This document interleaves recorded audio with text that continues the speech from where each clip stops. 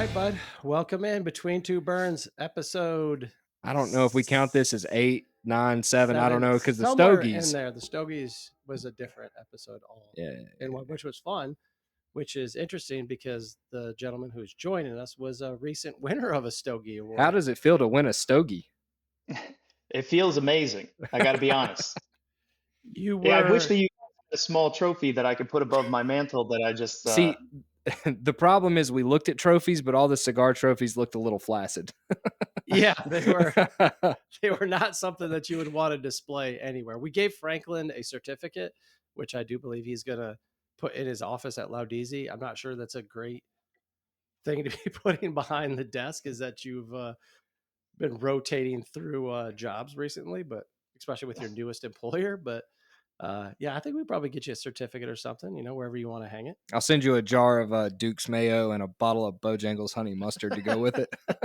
Dude, that honestly, you don't have to send me the trophy if you send me those two things. That would be. Those are two things we don't get in the North. Bojangles and uh, Dukes, which are two premier condiments. Well, before we get too far down the mayonnaise rabbit hole, let's officially introduce our guest, Mr. Mike Martello at Leisure Leaf Cigars on the Instagram. Tat guy, is that okay? You're Definitely a tat guy. Tat guy, Tatuaje fan. You've done things with Tatuaje. You did a live with Pete at the end of the year. Was it just before Christmas or just after the first of the year?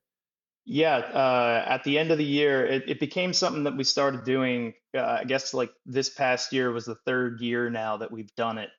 Um, but Pete has been gracious enough to agree to do a tat recap at the end of every year with me, and people have started to catch on to it, and they've really sort of enjoyed it. And we always aim to try and do about 2 hours, but it always ends up going to be like 4 to 5. Yeah. um, which is it's very intense. Like you kind of lose track of time, and but Pete's always like very forthcoming, and Mo usually mediates for me because I have like a problem with the questions and everything else coming up on a live Instagram feed. But it's something that we've been doing for a while, and I hope we can keep continuing to do.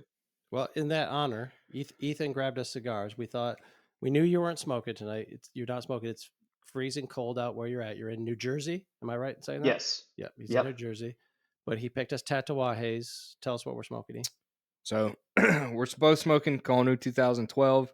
Last year, Tatuaje came out with 2 new wrapper leaves for that cigar. So that's what you're smoking. One of those, you're smoking the Corojo 2000, Kohonu 2012. Shade-grown Corojo wrapper, Nicaraguan binder and filler, and I'm smoking the original Habano, which is one of my favorites. Yeah, it's fantastic. So tell me That's a great cigar. Tell me a little bit how the relationship with Pete got started. Well, sorry about this. I just want to make sure that's connected. I think that the relationship with Pete got started because I was bored one day, like when I started smoking cigars, and I didn't really have a connection to the industry. Like none of my friends smoke cigars, and like my close friends, and I was kind of the odd man out. But I have a photography background, and I started taking a lot of different photos of cigars that I was smoking. So I initially started it with just like my phone camera and taking photos and doing little reviews. And then later on, I just kind of went to straight photography and started taking photos. And I would tag Pete a lot. And Pete kind of took notice of the photos. And then one day I was brazen enough to kind of ask him a couple questions about some things. And to my surprise, he responded. And I was also I'm also good friends with Mo, who is the Tatuaje rep for New Jersey and the New York area here in the north.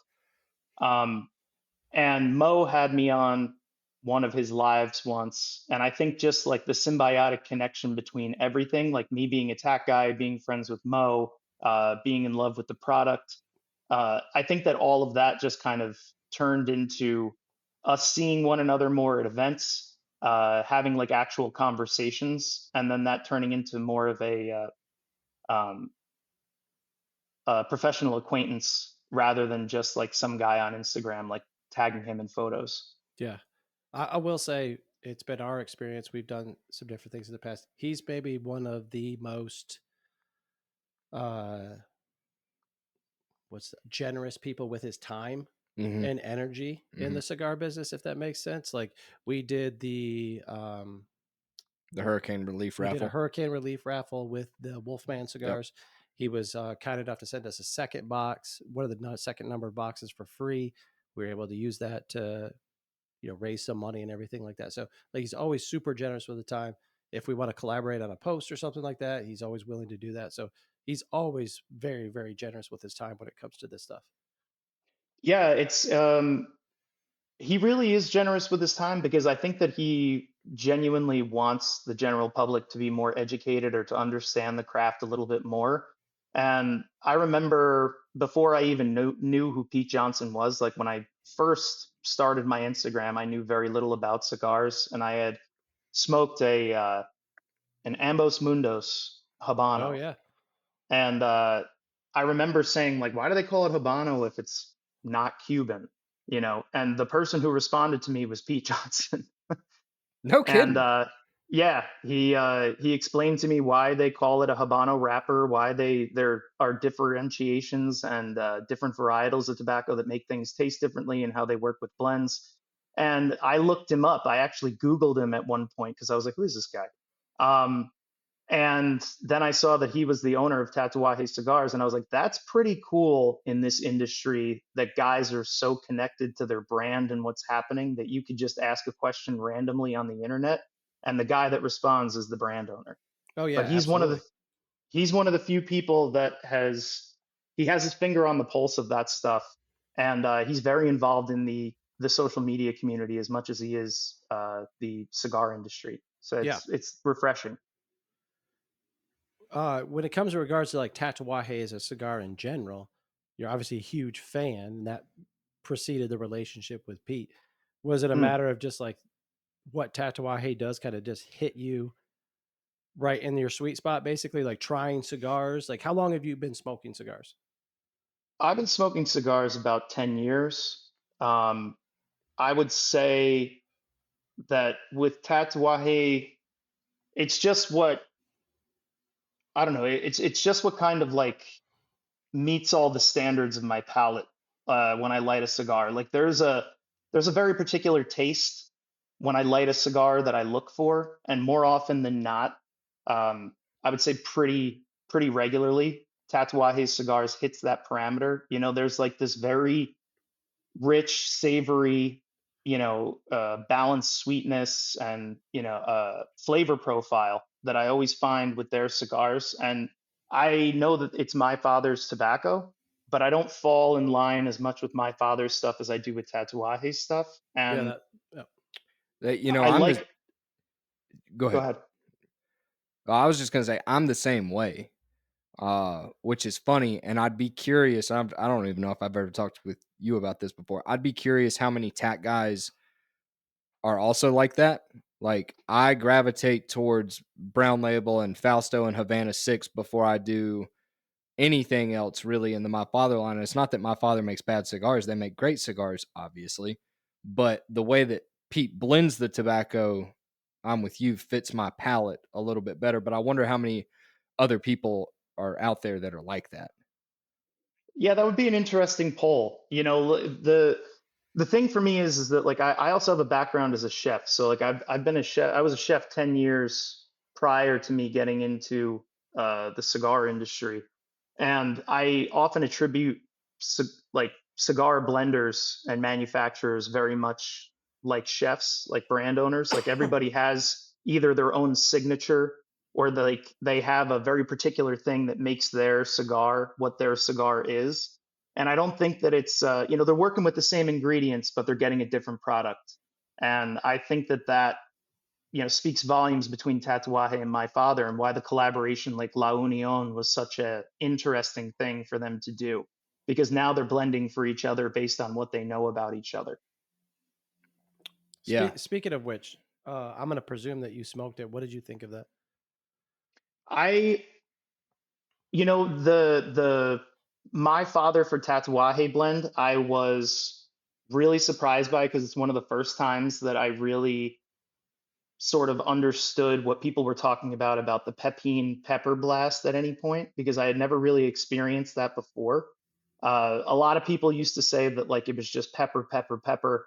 But anytime that I smoked a my father's cigar, that wasn't ever my initial reaction. But this one for Tatuaje, there was an abundance of that up front. And I thought it was a really great representation of Habano. The Tatuaje cigar from my father, the Corojo one, I loved. Yeah. Um, because it was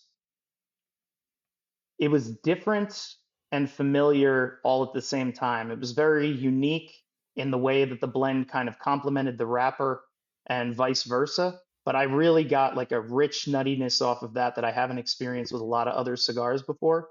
And it burned well and it performed well and it was enjoyable all the way through. So, it's definitely a cigar that I would buy again. Yeah, and I'll be interested to see.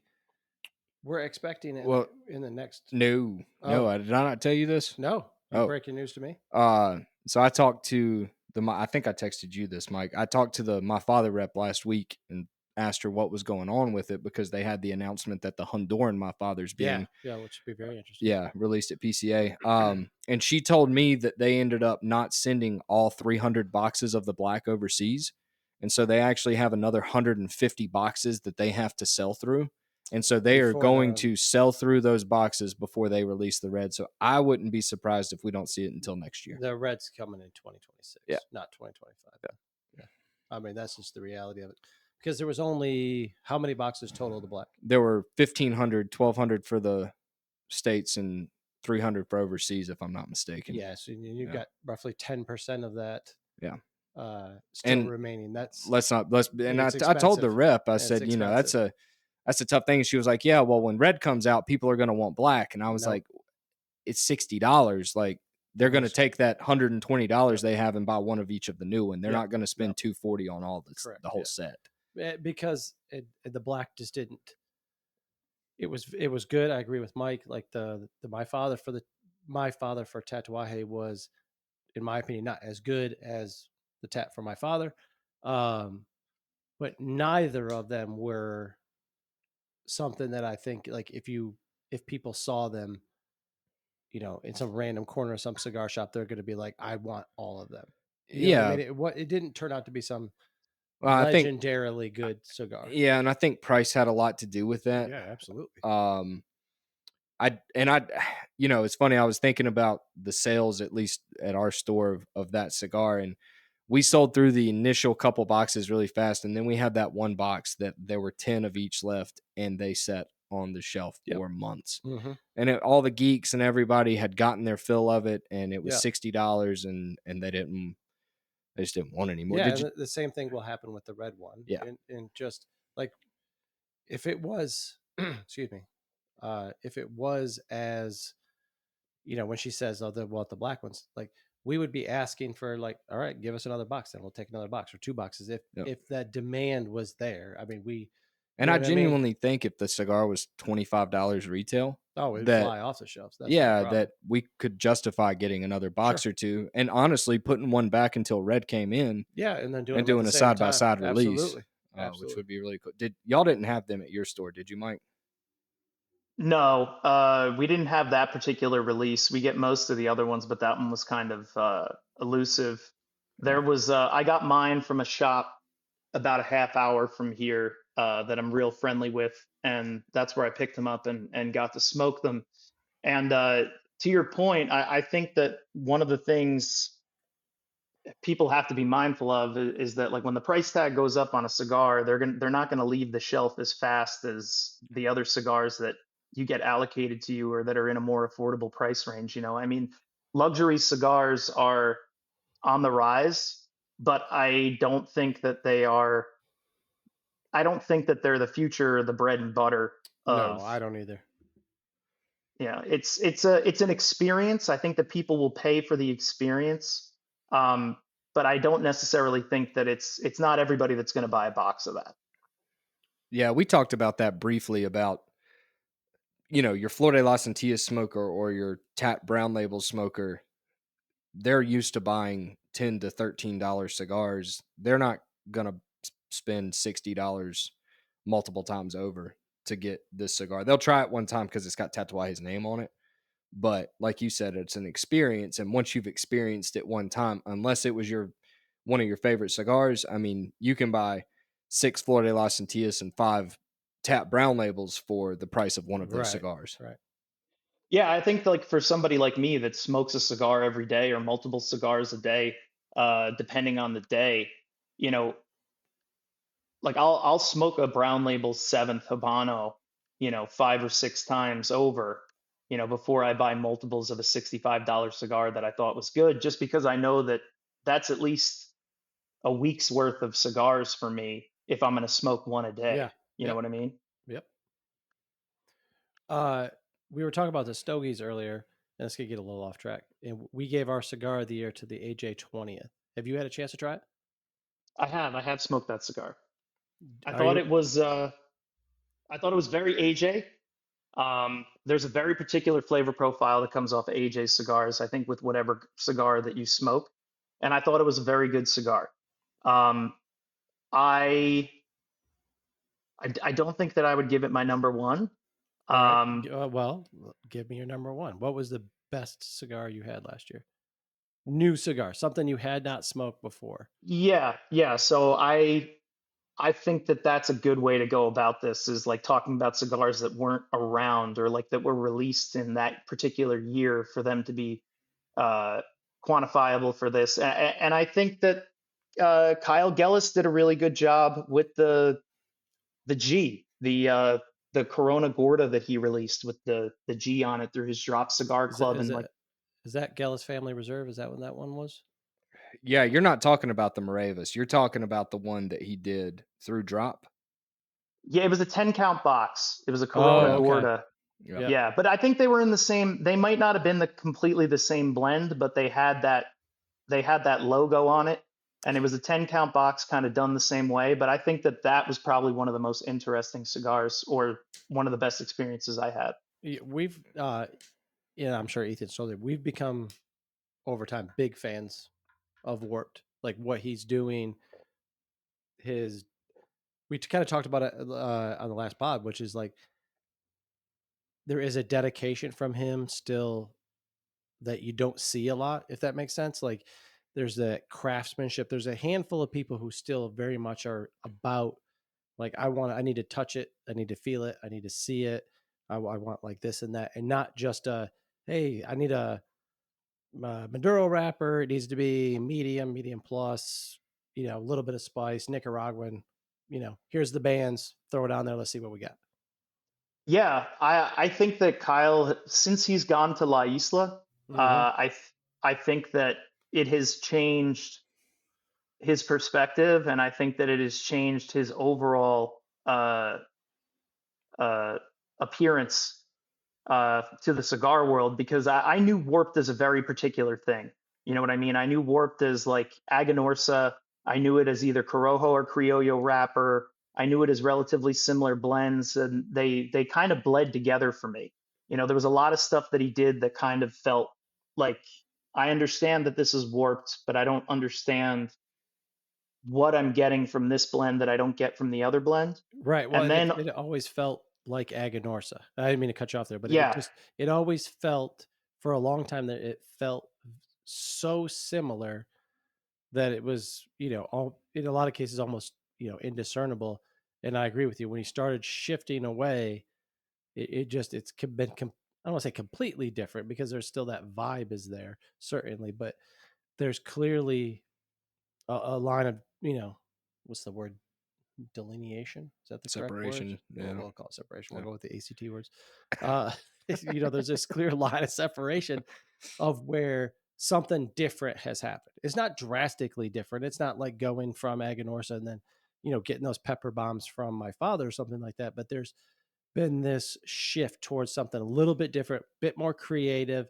Uh, my guess is probably a bit more him, if that makes sense. Because I Yeah. get it. Like if you start out, you're starting this company small, just, for all intents and purposes, there's office people and stuff like that, but it's just him, right? So there is this safety and like You know what you you know, know what you know. and Here's you what know what you you're gonna get. correct. Here's Yep. what you guys do, right? You do it well. I want to do it well as well. So like give me something, let's do something, similar to like that.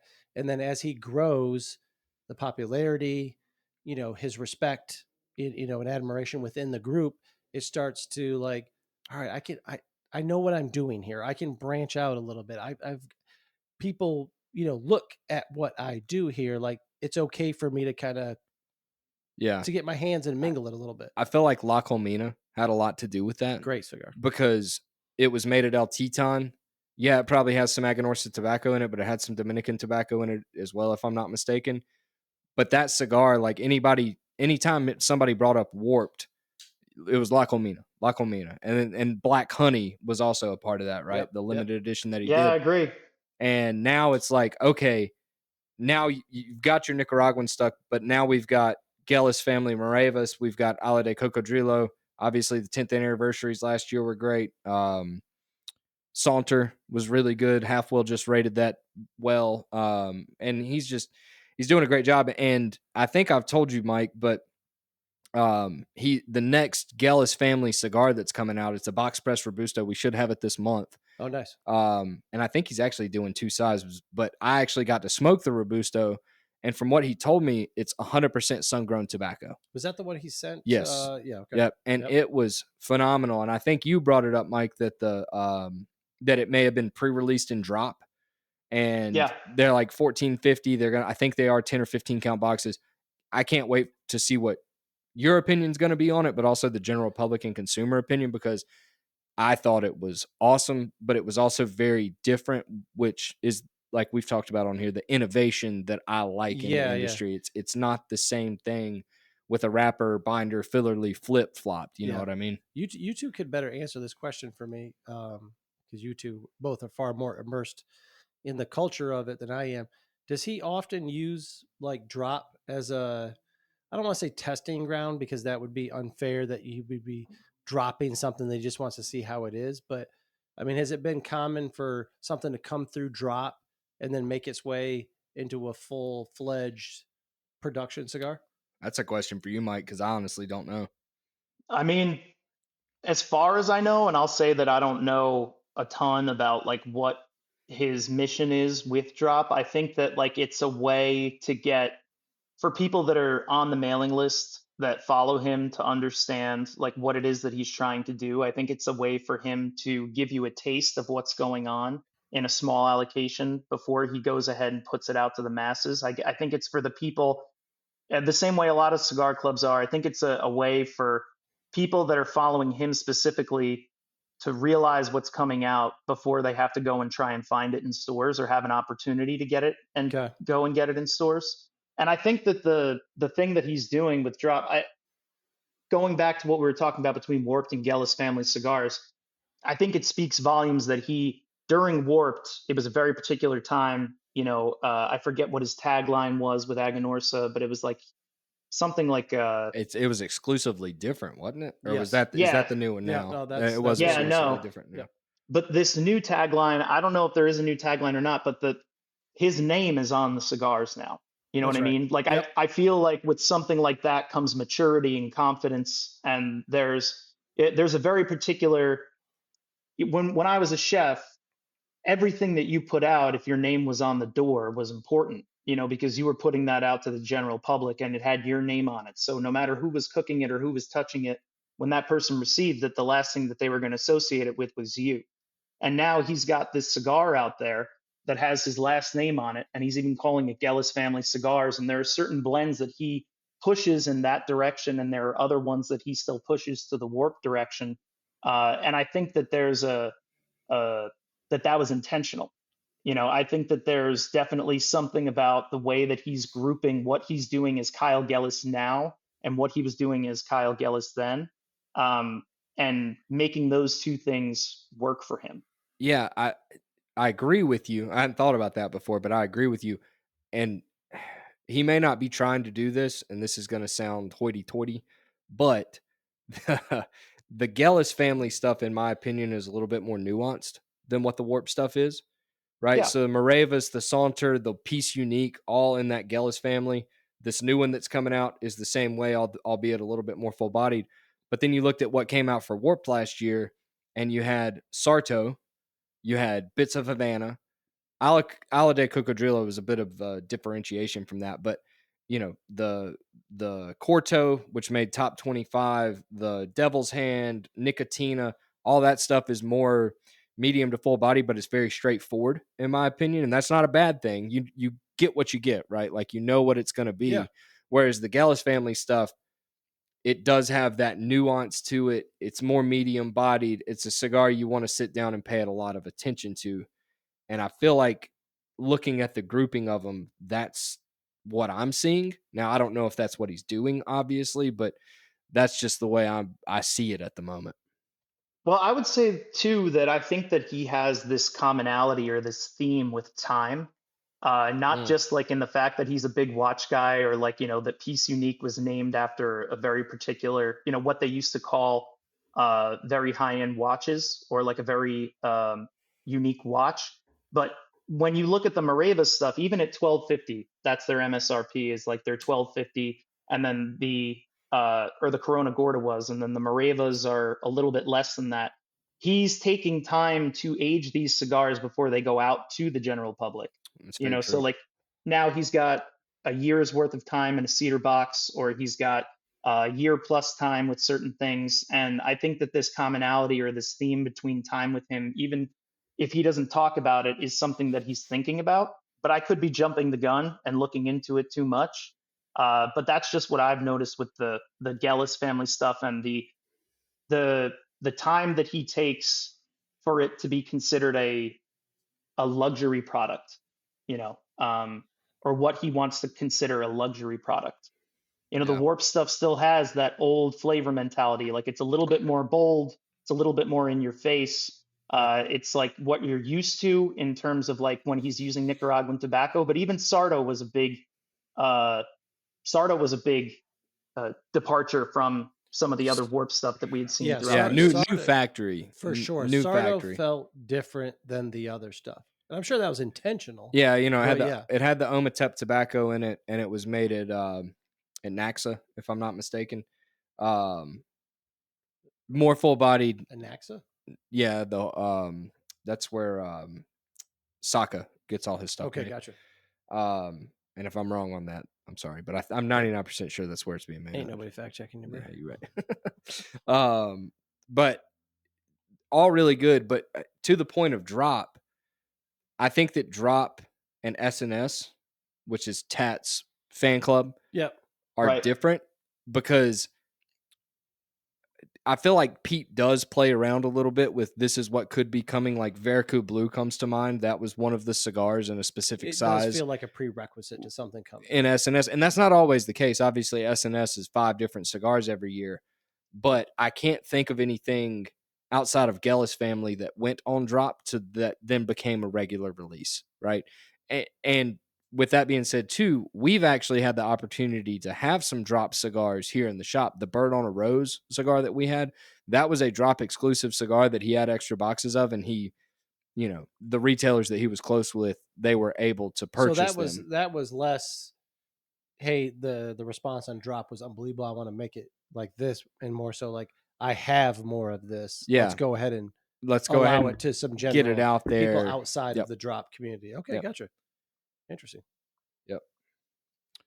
But with that being said, I want to talk about something, Mike, that you and I have talked a lot about, and you just brought it up with Warped, with the time thing, and that's aged cigars, right? Yeah. And the reason I want to talk about this is because for those that are listening, the reason that you and I really kind of got to know each other was twofold. One, you wanted to open your own store, and so you wanted to talk about what it's like to run a cigar store. And two, you were a master, in my opinion, of finding old shit. The crusty dusties that have been in people's humidors for the last 10 years. And you and I very much so bonded over that, finding old Tatuaje that was Aganorsa made, old Padillas, all this crazy ass stuff. Let's And keep Padilla out of this, please. sorry. Uh, but I want to talk a little bit about that because I feel like you and I can speak on whether or not it's worth aging cigars. And that's a question that we get here in the shop a decent amount. I had that question asked to me last week. Should I age a cigar? And I don't know if you run into that question much at your store, but I think it's a common question that people have because there's this allure to age cigars, and people think that having an aged cigar makes it better, but that's not always the case. And obviously, it's very cigar dependent. And Kyle does a very good job of, that extra year adds a layer of complexity and nuance to it.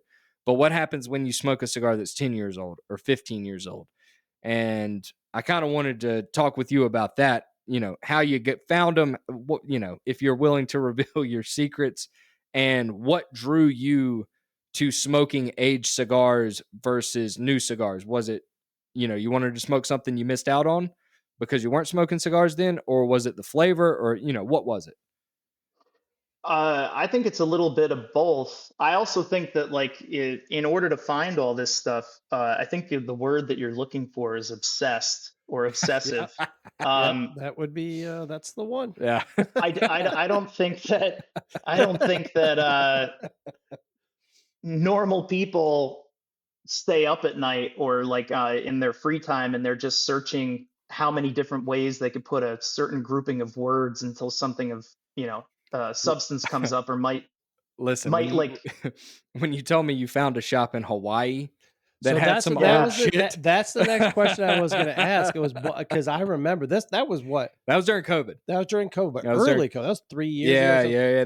That was as If- you and I were kind of if Mike was talking the every week. one, because there was famously was it Pepin Blue firecrackers in there? Was that one of the ones that you got No, from no, Hawaii, that or was wasn't one of the No. ones. I No, found there was something very special in the Hawaiian stuff that you found. oh, What there was a it? box of original release El Centurion. That's what it was. Okay. That I bought that, but it was from this guy, and you had found it may have been Padilla 8 and 11. I can't remember. It was this guy's name is Bernie. By the way, and Bernie's Instagrams of course, is Bernie. nutso. Really? it's Bernie amazing. I gotta posts follow Burn, man. Bernie posts pictures of AI generated scantily clad women smoking cigars for no reason, and it's incredible. It was called I It think was it was Havana called Club Honolulu, wasn't it, or something like that? yes, Havana Club Honolulu. And I found this website and being up late at night. I'm a night owl. I don't sleep a lot of the time. Like I'm awake during the nighttime and during the day I kind of drag ass. But It's a hell of a way to go. I about it. found, That's why we have It's a hell of a- 16 milligrams in, buddy. That's a hell of a way to go. about it. yeah, Yeah, exactly. no doubt. Good Lord, you two. Which I'll put one in right now. Have that. Yeah, that's what I'm Oh, talking yeah, about. That's the Swedish shit too. That's the good stuff, baby. So I mean, when I found the website, what I did was he's got this weird catalog. It's not organized. It's just up there. It's just all these links and it's just all this different stuff. And I started going through it all, and I noticed that all the labels that were on the cigars I was looking at were the original labels. And I was like, I don't know if this is going to be the thing that I hope it is, but I'm willing to put out $200 and see where it gets me. Because if it hits me with gold, then I know exactly what I should do. And it turned out that the box that came to me the first time I ordered, the box that I ordered was actually a 50 count cabinet of Don Pepin Blue Exquisitos, which they, I think, stopped making in that size cabinet in 2008. And that's when the box was from, somewhere around that time. One. Yeah. I thought I gave you one. Of the Exquisito? Yeah. Maybe if I have forgotten, I didn't even know that was the size that they did at one point. It was an unbelievable size. Yeah, I think that they started coming back out with it now. It's the Corona Gorda size, but like they never did it in a 50 count box after that particular time frame. And when it showed up on my door, I had to talk to this guy. So I found the shop name online, And then I found the phone number and I called and he happened to answer. And I was like, I just ordered this stuff. What else do you have that's like this? And he sent me a whole spreadsheet of stuff that he had from 2005 to like 2015, like just spanning this frame. And I got in trouble with my wife because I put like $1,300 worth of cigars on a credit card. All I can see is that video with the guy who spends $1,200 on Pokemon Go. And she's like, "Are people spending 1,200? Like, if they want to catch them all, they are. Like, if they want to get all of them, they are." So, Right? so I'm very much that guy.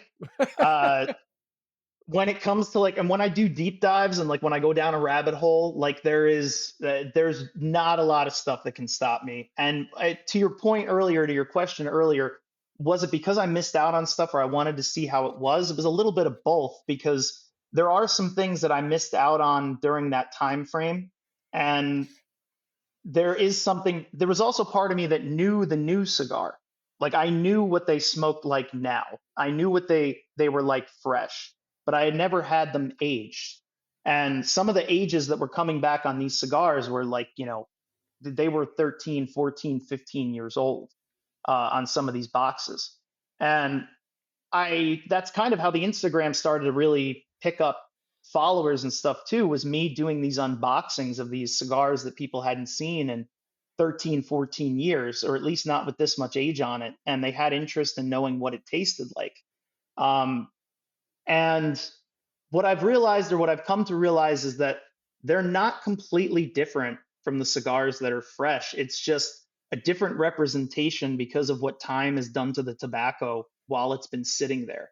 Like the one thing that I found most interesting was because my father was once exclusively with Aganorsa, and then that famously dissolved into my father becoming my father. A lot of the stuff that I got from the guy in Hawaii was all my father and Tatuaje product that happened during the Aganorsa period. So, okay, gotcha. Um, so that to me was completely new. Um, but it was very, very much Aganorsa, like not like Aganorsa tobacco, because they have a very particular flavor to their tobacco. Ethan and I have talked about it a lot. There is this very familiar, like peach-like sweetness to their tobacco, especially after it's aged for a while. And that is something that totally rang through when I smoked those cigars. But I'll also say that like I don't hoard them.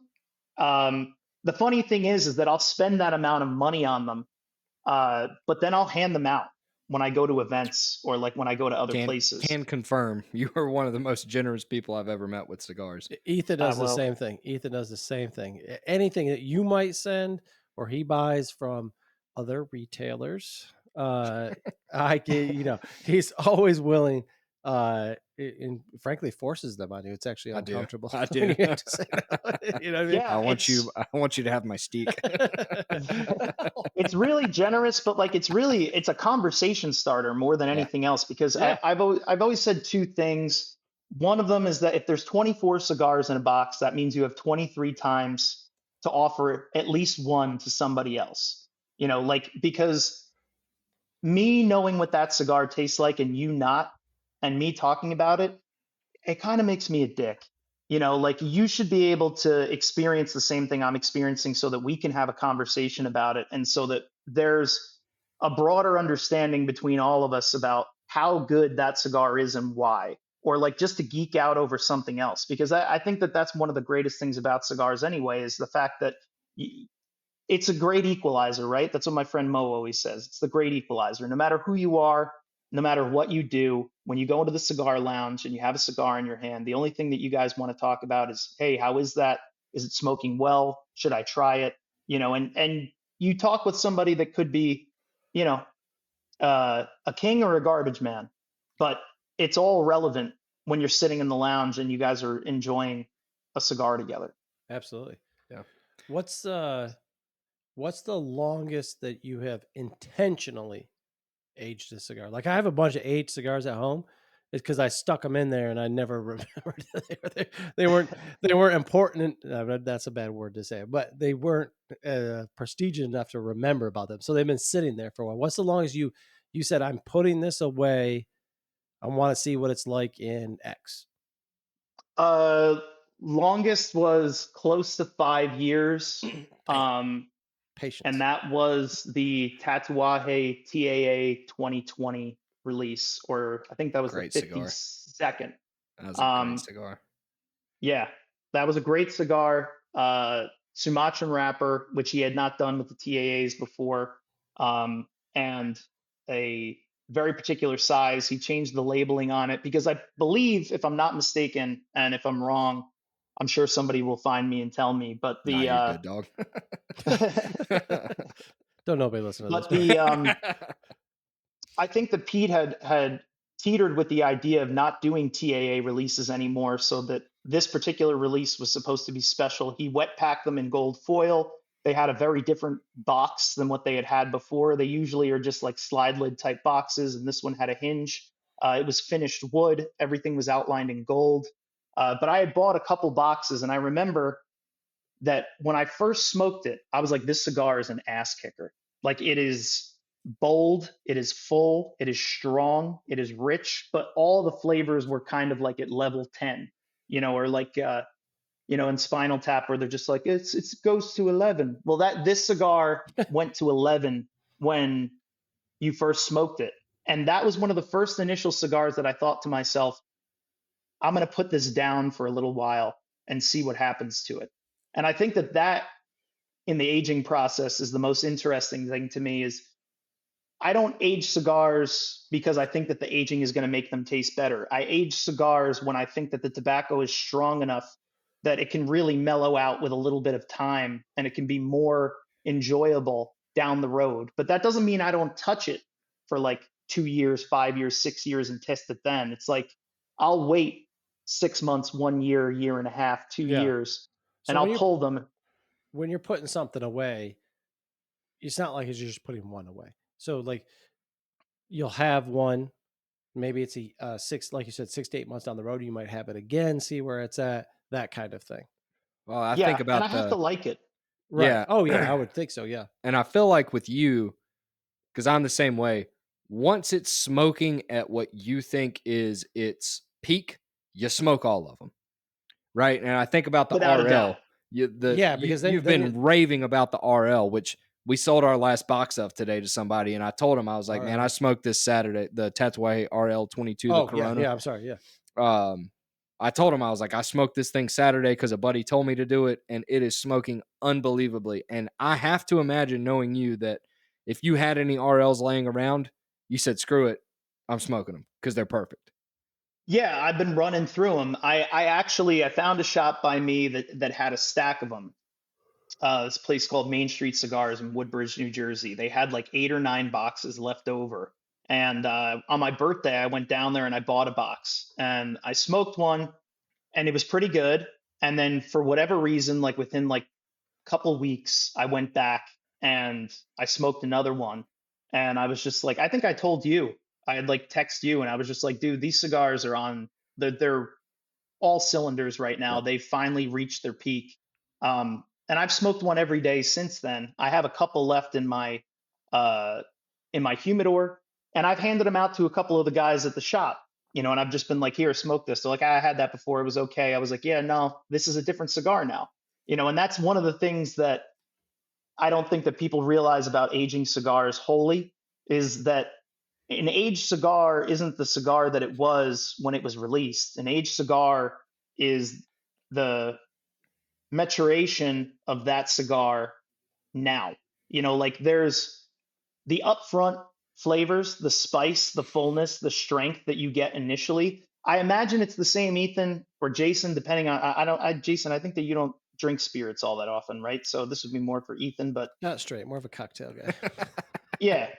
So, I mean, my brother tells me about it all the time. Like when you open a bottle and you let it breathe, some of that initial sting or some of that initial alcohol, some of that initial like uptake that you're getting from the bottle just being cracked or uncorked, goes away and everything kind of mellows out a little bit. They have add a touch of water, let it oxidize a little bit. Yep. Same goes with cigars. If they're under the right humidity, the right temperature, and you let them go, they will meld.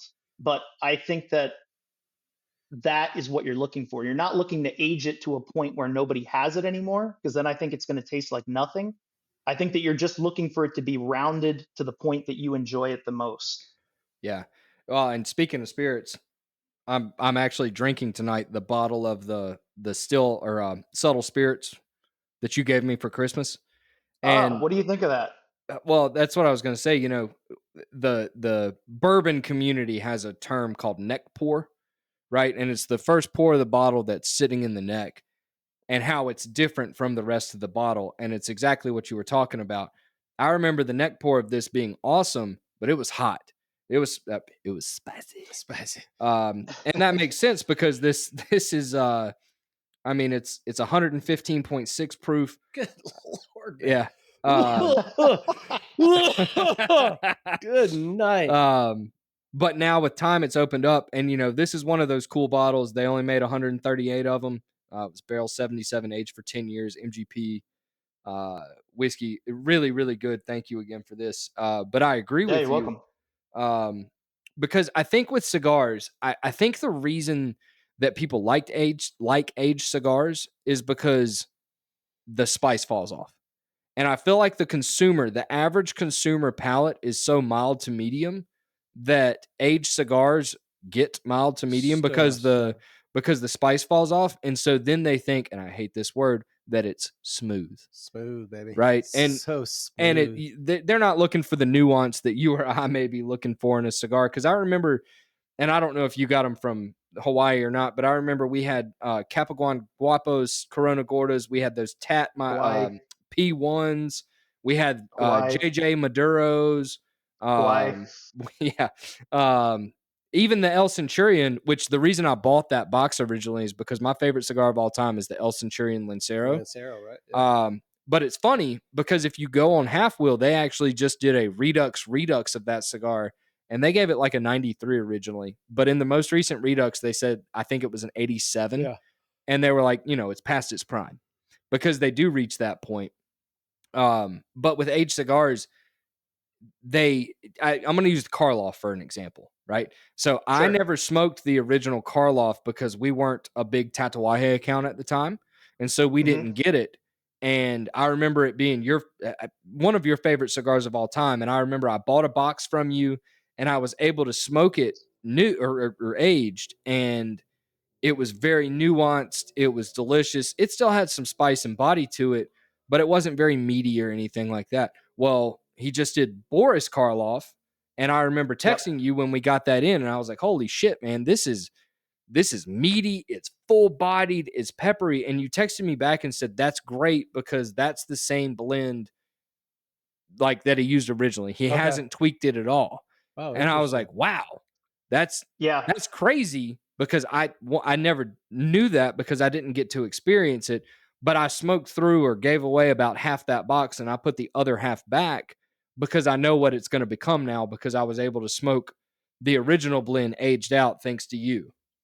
Yeah, I think that cigar is a great example of what I'm talking about, because you have a similar experience that what I have with it. And I remember when Karloff first came out and I smoked it, I had the same exact feeling and understanding of that cigar the way that I had of the TAA 2020. And it was just like, this cigar is like, you know, balls to the wall. Like, everything about it is big, but I knew that that wasn't the way it was going to remain. And the fact that I was able to smoke the Boris Karloff and then be able to compare the two and go, yeah, this is spot on. Like, this is exactly what I remember. Like, this feels like a little bit like a time machine for me, because I didn't think that I would get to smoke this cigar fresh again. Yeah. And I think that people sometimes miss out on the best parts of new releases, which is smoking them right when they come out. Because when they're at their peak and they have the most oils on them, the least amount is dissipated. I mean, that's the intention that the blender had when it hit your hand, was something like this. Their foresight, or the way that they could look at it in the future, or how it's going to age, or what their hopes for it to age. When it hits that point, I think that they know that they've hit a home run. But I don't think that a lot of they sell cigars to sell cigars. They're not intending for them to sit on shelves for a really Right. long, extended period of time. Um, and the fact that we get to smoke aged cigars or find aged cigars is sort of an anomaly, uh, because it just kind of shows what each shop was either hanging on to or selling more of or less of, or what's gotten forgotten about, or what people gravitate towards initially. I mean, maybe some people are trying to get newer, fresher cigars, while other people are, they don't want that box that's been sitting for a couple of years. Um, and I That's often attribute. Go ahead, Jason. well, what I was gonna say is that's what I find so interesting about the store you guys have it about in Hawaii. It's like, was it, why do you have these? Like, what was there just never a customer demand, or did you specifically hang on to these, or what was it about I, him? And or is he's a kooky fella, and that's what he did? Well, that goes I without truly saying. don't know. Yeah, I truly don't know what his intention was, because he already had a spreadsheet of what So what was out he there. had clearly thought about what he Yeah. had enough Yeah. Well, let's to let's document what he's got and to let's be able to send it to you. say this real quick because you took advantage of this, Mike. Larry was the same way. Yeah. Yeah. When Yeah. COVID happened, I know, Mike, you bought an original box of El Rey from us, like '07 El Rey. Yep. You bought Hmm. Pepin torpedoes from us. You bought some Letellier stuff from us, some Tatuaje stuff from us that had been sitting upstairs for a long time. And I think some people are just like that, Yeah, that's probably true. you know. Yeah.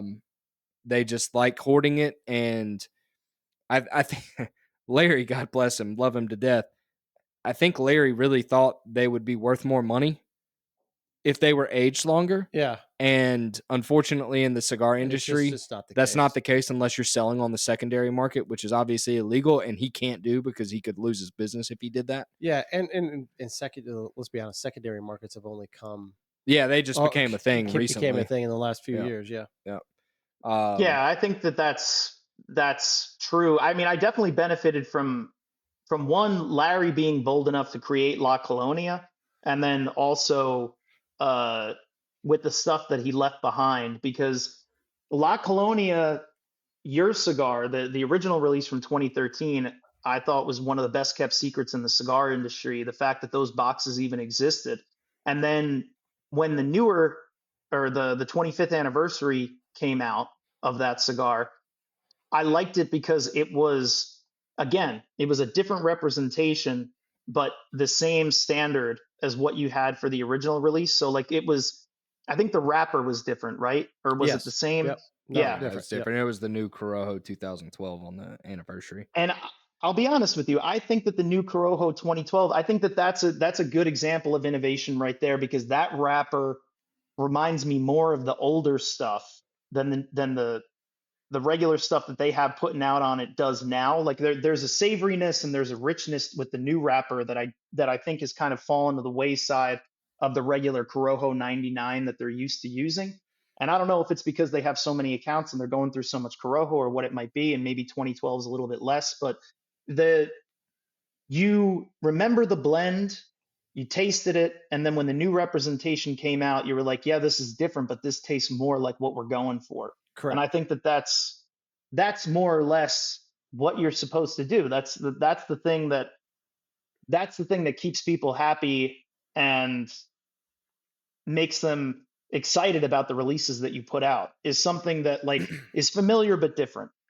Yeah, and I think that's the qualm that I have with Cuban cigars, and I think you'd agree with me on this. Cuban cigars are the one exception to what we're talking about right now, because Cuban cigars have to be aged for them to be Hmm. good, right? Because Cuba is pumping out so many cigars that they're not properly fermenting and aging the tobacco in Yeah. the cigars after they're rolled. And you have to, if you get a box of new Cuban cigars, realistically, you need to put them in the humidor for at least 2 years before they're Just not ready going to to be very good. smoke Yeah.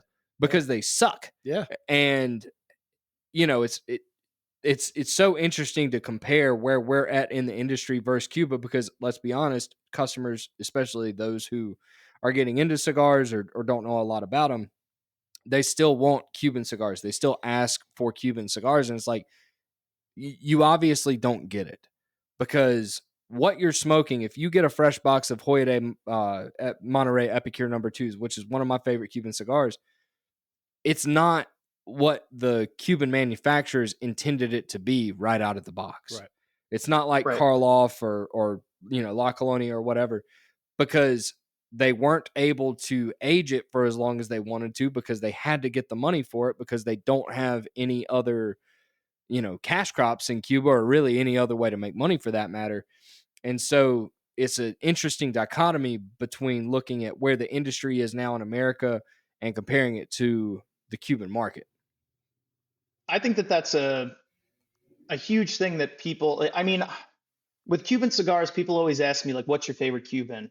Or they'll be like, "I can get Cuban cigars. I have a connection, or I have something." And my response before any of the other stuff, like my response before me telling them like, we can't verify it, or like I don't know who your connection is, or I'm not going to give you $700 on like a whim or Yeah, a that's wish, right. like is always, I'm looking for a cigar, not an investment. Like Yeah. I'm Yeah. looking to buy a cigar and smoke it now. I'm Yep. not looking for a cigar that I hope is good later. Like I'm not looking for the diamond in the rough, in that regard when it comes to aged or not aged cigars. Like, I think that we're very fortunate now, the way that the new world market has kind of escalated and picked up and become what it is in America, that when you go to the shelves and you pick up a cigar, no matter what your brand might be, that cigar more times than not is good to go. Like there's no waiting on it. There's no I hope that it's going to draw. There's no you know there's no second guessing it. You just know that what you're purchasing is what you're going to get. And I think more often than not, that's what people want. Yeah, because I mean, at the end of the day, you're in the cigar industry now. We're obviously in the cigar industry. We need product that is going to sell today, that people are going to smoke today, that is going to perform correctly today, because that's what keeps food on our table, right? I mean, Yeah. I couldn't imagine, like, okay, let's say Cuban cigars were legal, right? And we get past the initial rush of holy shit, Cuban cigars are legal. Give me everything you have. Like, let's say we're a year down the road. Well, one, they're expensive, right? They're 30, 40, 50, 60, $100 a piece. But two, all of us here know that those Cuban cigars aren't ready to smoke today, Yeah. right? And I would be very hard pressed to sell someone that cigar and be like, "This is going to be the best cigar you've ever smoked because it's Cuban," because deep down I know that is not true. And I think that eventually the consumers would realize that, and we'd be in a tough spot, and so would Cuba, right? Because right now, the only reason that Cuban cigars sell so much is because, in my opinion, anyways, is because they're forbidden fruit, Absolutely. right? Yeah. People can't get them. They're hard to People get. want what they can have. That's right. Correct, and it's the same thing with bourbon, with Pappy Van Winkle and all the allocated stuff, right? Like and it's human nature, and we talk about that a lot. But it's just so interesting to think that if Cuban cigars were legal, it'd be great at first, but in my opinion, for the long term, I really don't know how much they would sell. I don't know. And maybe I'm wrong. Maybe Cuban has the allure and it would take 10, 15, 20 years for the industry to sort itself out. But we all know here that the cigar that you're smoking, I'm smoking, if you were smoking, it would be better than any Cuban cigar And that we would have on the shelf. I've talked about this before. I have made my opinion, I think, known on this. If tomorrow, there was some sort of executive order that lifted the embargo on Cuba, Cuba can't handle. Cuba does No. not have an infrastructure, an economy, an employment force, or anything like that that could do what the DR does or what Nicaragua does. I've told you that Nicaragua makes the best cigars, in my opinion. The country has been beaten down over these years because of this embargo. It would take years and years of economic investment and time to get them to a place to make cigars that for which the quality it should be. Yeah. In Eh, my opinion. well, and realistically, um, Altadis would, in my opinion, because they're half owned by the Chinese, but they have the rights to all the Cuban names for the most part, they would get everything. Yeah. And so you would see every JRs and Casa de Monte Cristo in the country pumping these things out, and then maybe CI with the Cohiba and whatnot, and Oh, Punch and Partagas and you whatnot. would Like, immediately see the buy a box of Cubans and get a 5-pack for free, or buy yeah, 2 and get 1 free, and yeah. all that kind of stuff. But, as a cigar retailer and a cigar geek, part of me wants it to happen and part of me doesn't, right? Because I kind of want people to realize that this Tatuaje is tenfolds better than any Cuban you could buy right now. But then there's also the part of me that says we could make a lot of money. Sure, and there is also this like kind of underlying allure that is the Cuban cigar that keeps the cigar world in general, when you bundle everybody together, kind of in this kind of mystique of luxury, Yeah. if that makes sense, because it Yeah. is a luxury product, right? So that mystique that is the Cuban cigar, whether you're smoking Cubans or not, has this kind of like this kind of luxury to it that, like you said, Yeah. a lot of people want it because of the forbidden fruit, but it just has this kind of blanket of Yeah. like that over top of it. If that I makes sense. agree. And I think about, we had a customer, and Mike, you get more customers like this than anybody that Where's I your know Cubans, of. man? No, actually, surprisingly, but yes, Hey man, also, where's your Cubans at, that, bro? where are they at, brother? Can't do that. Since when? I Yeah, don't know, 60, 1964 yeah, roughly. that's exactly right. I had a lady come in the shop the other day, and she said, "I need to get cigars. We're having a North Carolina Educational Superintendent Conference." And Let's so from go. the When did that happen? 2 weeks ago, did I tell you about this? Nice. No. Yeah. So all the North Carolina educational superintendents were meeting, and she was like, "I'm tasked with bringing cigars for some people." And I said, "What's your budget?" And she said, $200 a cigar. And I was Let's like, "Oh go. shit! All right, that's what I'm talking about." I have so many of those, it would make your head spin, man. Here we That's go. right. So I pointed her to Padron, and she got a 45th and 80th and number 9, and she said, "Are these the nicest cigars you have in the humidor?" And I was like, "In the humidor, yes, but actually I have a couple Padron Fuente Legends left." And I told her the story of it, and I was like, "They're $180 a piece," and she was like, "I'll take it." And I was like, "Okay, You cool." did not tell me about this. Yeah, I was so like, we're "Okay." out of them now? We have one left. Oh, I have one left. Gotcha. I was like, "Okay, great." But the reason she bought it was because it was expensive. And I feel like Yeah. your luxury point is true. And I think about the story that you told me, Mike, of the gentleman that came in and was like, "I want the most expensive thing that you have." And he bought a box of Opus X Scorpions and a box of, like, I don't think it was Monte Cristo Diamantes, the double Diamante, but he spent like $1,800, pulled out a black card and was like, and he didn't know a damn thing about cigars, right? Like, I know No. you see that a lot. And I feel like you would see it even more if Cuban cigars were legal. And that, like I said, it's great for the bottom line, but I don't know how good it would be for the consumer in general. I think that there's this. I definitely have had those experiences, and I've definitely had people come in and just say, like, you don't have anything better. And I don't know what they mean by that. Like, like, because it's not super expensive, like, then it can't be good. But that's not the case. There's a lot of times that I'd rather smoke a $9 cigar over a $100 cigar, just based on the way that the cigar is built and what it was intended for and what my palate needs and wants. And there's I think that the consumer at that particular stage, like if there was Cuban cigars in the humidor, the consumer has to take some of the responsibility for what they're doing, because they're demanding this thing and then they finally get it. And then when it doesn't turn out to meet all their expectations, they want to put the blame on somebody. But in actuality, it's like, hey, this is what you asked for. There's Yeah. there's part of this that is on you for wanting that. And to be honest with you, I don't know where Cuban cigars would fit in New World humidors nowadays, because they're exclusively, you know, they're very medium cigars. You know, Yeah, there's not a absolutely. lot of really full-bodied Cubans out there.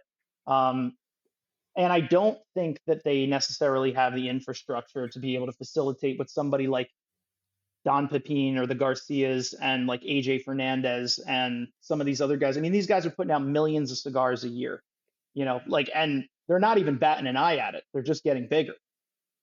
You know, they have the mechanism, they have the infrastructure, they have the facilities to create what this is. And the most important part about that for everybody to remember is the consistency of the product each time they release it. Hmm. You know, like, you're never going to fall too far off where you were at the last time you smoked that cigar when you smoke it again or you pull it from a new box, depending on where the batch was from. You know, like, there's consistency both in restaurants and in the cigar industry, anything that really has to do with taste. I mean, McDonald's has proved it. You give them enough of a consistent product, you could sell a billion of whatever this thing is. You know, and cigars are much the same, only on a much higher price scale. You know, I try and tell people all the time, you're every time you buy a cigar, it's like you're buying a bottle of wine because the price sort of equates Yeah. the same way. You know, so whatever you choose to smoke, you're you're basically saying that this is what I'm set out to enjoy for the next hour, hour and a half. You know, this is what I'm going to spend my 9, 10, 11, $12 on and my next 2 hours on. Um, and I think that that gets lost because they are so readily available in so many different stores that I don't think that people look at the consistency between product in between stores, between batches as often as they probably should. Um, and it's a lot why I look at cigars sometimes by box date. Um, you know, like, one of the things that I always like to do is, like, I like to check the box date if the company puts them on the bottom of the box, because for them it's a quality control thing and they want to make sure that if there's anything wrong they can go back and find that lot and check with people to make sure that they're not experiencing or having bad experiences with the cigar. But for me it's an indication of what crop I want to smoke above all other crops. You know, like, it's just like the vintage on a bottle of wine. You know, for me, it's kind of like, this is an indicator that if I find another box just like this, I'm going to get the same exact experience. And I guess that's what I'm chasing more than anything else is consistency. You know, is a certain flavor profile that knocked me back or made me take a look at the cigar and go, wow, this is really good. And then trying to replicate that as many times as I can. Yeah, and we talk about that a lot. And I will tell you, just so you know, we just got this Cajonu 2012 Habano box in today. I don't know what the Mm-hmm. box date is on it, but it's whatever they're shipping right now. I'll text it to you. This batch is smoking unbelievably. Like, you need Yeah. to smoke it, and it's good to see. But we talk about this a lot because, unfortunately, when it comes to consistency, some batches are just better than others, right? Just like some vintages of wine are better than others. Right. And the mass producing brands do a better job at mitigating that, right? Like a Romeo and Juliet Reserva Real Toro is going to smoke the same today as it did 10 years ago. Whereas a Tatuaje Brown Label, where Pete is dealing with different crops and everything like that, there are going to be differences, right? Like, some brown labels smoke a little bit better than others. And so you and I end up chasing that. We chase the box dates. We talk about how, box dates of August 2nd, 2023, like that brown label crop, that batch of cigars is exactly what we're looking for. And that's the cigars that I end up putting back because, Mm-hmm. one, I want to have them ready to smoke whenever I want one. But two, I also want to see what's going to happen over time with that. And I wish more companies did that. That is a thing that has gone to the wayside, in my opinion. Pepin came from Cuba, and so he continues to do that because that's kind of ingrained in him and instilled in him. But like Aganorsa doesn't do that. I looked at a box of JFR Lunatic something or another's the other day just to see if there was a box date on there, and there wasn't. It just said Aganorsa Puro whatever on it. And that's fine, but it is funny because that's the geeky part of me coming out, right? That's the thing that we bond over. That's the experience that we bond over. Like, have you smoked the brown label batch from August of 2023? Because that cigar is unbelievable, right? Yeah, I think that that's like that's something that we, there's like a new like another layer of like skin or epidermis for us that like we have to go under like to make this geekier than we have already made it. Like, now we're looking at box dates and talking about crop months and all this other stuff, but Yeah. it's but to me, when you love something like this and you're passionate about something like this, like you want to make the most sense of it that you possibly can. And box dates make sense to me because cigars they're not cheap. They're a lot of money, and they are an investment when you're buying, especially a box, because even if you're going to smoke them over a month's period, you're putting out that kind of money for that experience 20 times, 25 times, however many times it might be when you purchase a box. And I always want to make sure that like I am doing my due diligence to find the best box that there is, or the wrappers look a certain way, or there's a certain amount of red or blotching or something. I don't think that that is the norm, but on the geek side of things, that is something that like I'm constantly and always looking at, because as a chef it was the same thing. Like I knew where to get certain vegetables because of what farm grew them and how they grew them. And I think that's why I gravitate to certain tobacco houses, because I can trust the production of the crop and what they're doing in the fermentation to deliver the same experience, time and time again. Yeah. I remember I don't remember when this was, but I remember you telling me about it. You and I have bonded over cooking because I love to cook, and especially barbecue. And I remember you telling me about a farm that has Boston butts, which make barbecue, um, that fed their pigs all acorns. Right? It was like the wagyu of pork. And I remember you telling me about this, and I still want and to try a Boston butt because of the regiment that they put their pigs under before they take them to slaughter. Because I want to know what that meat tastes like, knowing that they were fed acorns the entire time, right? And it's the same thing with tobacco. When you know a company, and we'll use my father again, takes the time to box date it and talk about the harvest, or Placencia, right? With Hmm. 149, 146, 151. Like they deemed that crop worthy of putting the box date on there or making an entire line out of that harvest. It makes me want to buy it, right? Because I geek out over it. I know that if they're willing to put it out there that like, we did this to our tobacco or pigs, right? Like Right. this is what this is the best, Yeah. right? And it feels like a lost art almost. Yeah, I think that there's a lot of, that's one of the things that like I'm curious about with this new thing being released at PCA, this AI blended cigar. Oh, I didn't Um, see this. Who is that from? yeah, uh, this company. Let me see if I can find it here. Um, I forget the name of the company. Cigar, is it Cigar Public Hmm. or Yes, it is. Bentley Tobacco? Oh, it's Bentley. It's Carney's John. tobacco. Yeah, Oh yeah, yeah. yep, yep, Okay. yep, yep, yep, yep, So they've gone to, I guess they've been prepping this over the course of like 12 to 18 months, maybe more. But they're having a blended cigar done completely by AI. And I wonder, one, if what it's going to cost. Like, is this cigar going to be a tech product, or is it going to be a cigar? Um, and I wonder how it's going to match up to cigars that are blended by human beings and people that have lived, grown, and had their hands in the dirt with tobacco since they were kids. Um, And I'm really curious to see what the differences and the similarities are and how they're bringing these things together. But I I think that this is a tradition passed down uh, over time. And one of the nice things about it is the nostalgia of that is like the fact that if you want to learn tobacco, it really has to be passed down to you. It's not something that you really find in a book.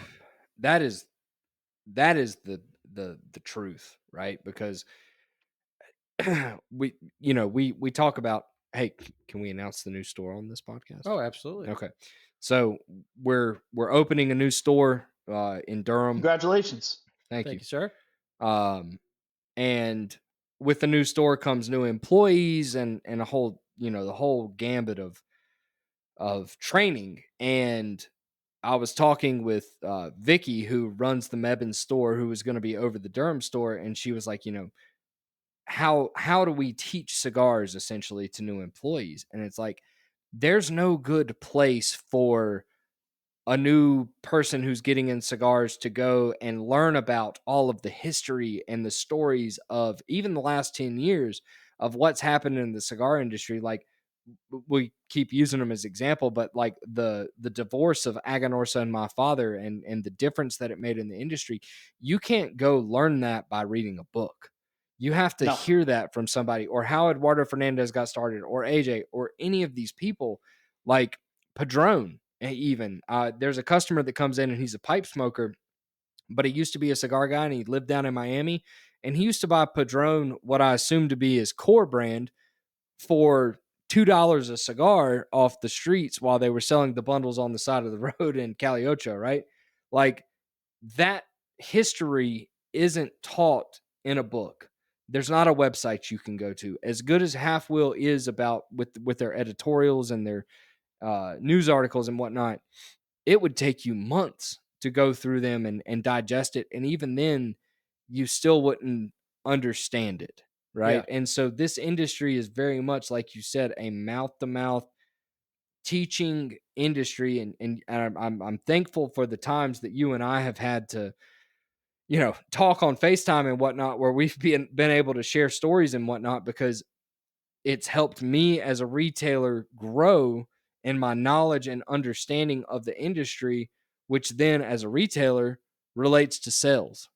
And that's the big thing that we're here for. But a story sells, right? Like, we had a Oh wine yeah. tasting today where Absolutely. someone came in and was telling the story of the winery and the person that owned it and how it was all interconnected and whatnot. And I was like, and they had this bottle that was Italian, and I can't remember the Italian name, but it was like the story of the badger or something like that. And it was like, okay, the badger is basically Robin Hood, right, in Italy, and the badger used to steal from the rich to give to the poor. And I was like, man, that is a great selling point. Like, I could tell this to a customer and get them invested in this bottle, just like I can get them invested into this cigar. And they feel like if they don't buy it, they're missing out on the history of it. Right.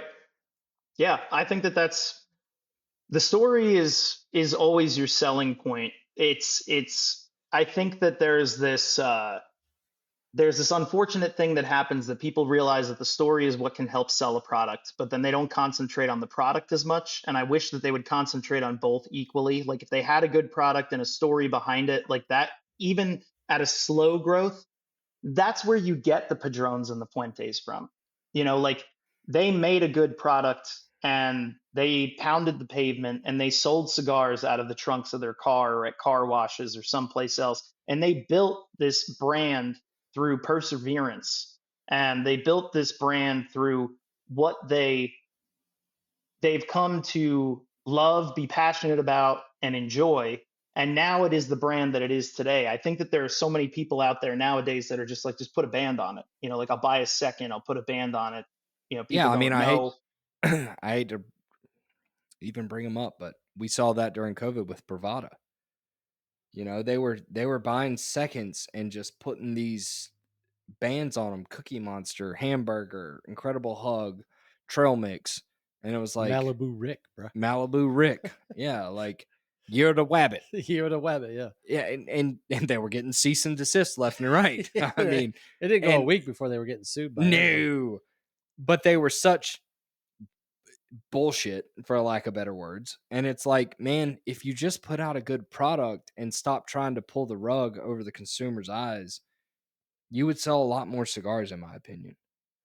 Yeah, I And think that that's what I think Placencia kind of like got on the bandwagon with. Like they had always provided tobacco for people, but never like really made their own cigar. And then years ago, when they came out with the original, that original organic, whatever it was, cigar that they still sell today, their Reserva, it was like $8 or $9, and it smoked fantastic. And that was sort of like the jumping point or the gate opener for them to release Alma Fuerte and Alma Fuego and all these other higher end cigars. But I think that people caught on to that, and they had a story, right? Like even when they came out, they had a good product, but then they also had a story. And their story was that they provided the tobacco that you like to smoke in all these other cigars, but now they're taking that tobacco and making their own with those cigars. And those two things ran synonymously in parallel with one another, and now they're the brand that they are today. Um, and I think that that's kind of more or less what I'm looking for in a story. A lot of people nowadays, even with these smaller brands, they've been around 20 years, but you tell people sometimes, "Oh, I smoke Tatuaje," and they're like, "Who is that?" And I'm like, "How do these people not know who Tatuaje is? They said they've been smoking cigars for 20 or 30 years." But I think that the consumer gets very comfortable in what they know as a cigar, or Mhm. what they know as what they want. And it's very shaky. Maybe you guys can weigh in on this. It's very hard to get somebody who knows what they want to smoke something different, even for a couple times. yeah, I mean, I agree completely. And that, kind of leads us into our next topic, sort of uh trends in the cigar industry, right? And I always think about Fuente when I think about this. If we don't have short stories, I have nothing that I can recommend to somebody, because Fuente has the market of Cameroon, right? So if we don't have Hemingways or Don Carlos, it's like, where do we go? Okay, maybe Aladino Cameroon, great cigar, but it's Honduran. It's not Dominican. I think about Padron. If we don't have 1926s or 64s for whatever reason, really the only thing out there is Perdomo, because they're the only vertically integrated company that uses all Nicaraguan tobacco in their cigars, right? And it becomes frustrating at the end of the day as a retailer, because I wish there were more companies out there that I could go to and say, hey, if you like a short story, here's this. But there's not. But that's, at the same time, it's a double edged sword. That's also what makes these companies great, right?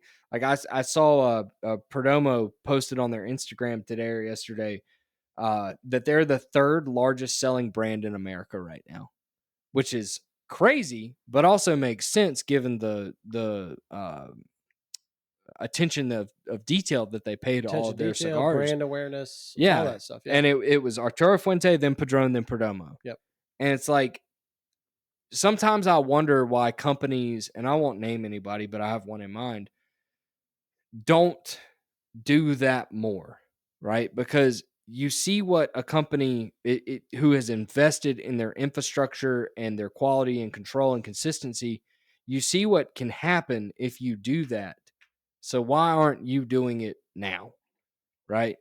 Um, but with that being said, transitioning, because this is something I like talking with you about.